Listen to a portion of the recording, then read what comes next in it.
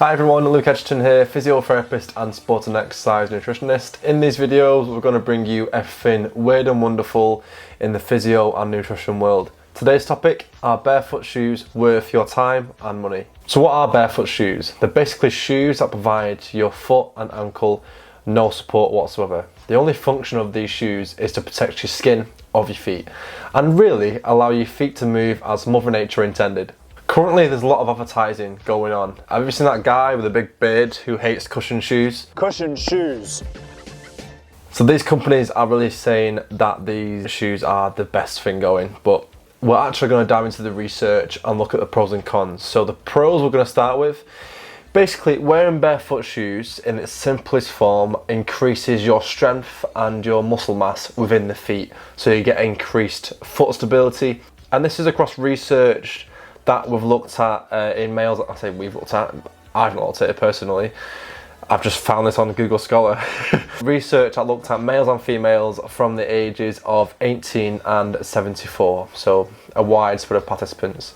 Moving on to the cons of barefoot shoes. The biggest con of wearing barefoot shoes is the risk to bony injury of the feet. If you're someone who has never ran a day in your life, then tomorrow you decide to run a marathon, most likely you're going to pick up some kind of bony injury to the foot. It's the same with minimalist shoes. Let's say your first pair of barefoot shoes arrived. Yeah, we're all excited. Boom, open up the packaging, put them on, maybe go for a walk to the park, see how it feels, get used to the feeling of no support to your feet. You might feel every single stone, might feel strange. Do that first, then gradually increase the distance of the walks. Could be 1 kilometre, then to 5 kilometres. Then maybe you try your first jog. You might try your first 5-minute jog. Then you increase it over time. Basically, the slower the transition to barefoot shoes, and especially with sporting barefoot shoes, the better. Also, there's no current guidelines on how to transition to minimalist footwear safely. People above me, sort your shit out. Another big con is that these shoes are so damn expensive. It doesn't make sense to me. You're paying more money for less shoe. The last con is these shoes aren't the most fashionable. If you're someone who values fashion, these shoes probably aren't for you. Moving on to something like plantar fasciitis. Does minimalist footwear help with this? Yes and no. There's currently limited available evidence on this area. Studies found that when you wear barefoot shoes, you have increased strain of the intrinsic muscles of the feet where the plantar fascia is. Another study found that barefoot running on grass for 15 minutes a day, a few days a week, lowered pain perception in males and females that were middle-aged who have been diagnosed with plantar fasciitis for the past 3 to 48 months.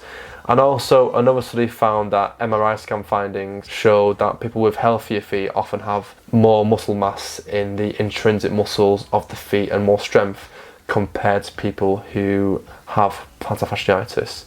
So just a few ideas. If you are someone who has plantar fasciitis and you want to try barefoot shoes, give it a go, see how you feel, but take a bit of caution that the limited available evidence may not go in your favour, but it may at the same time. So, let's conclude this video.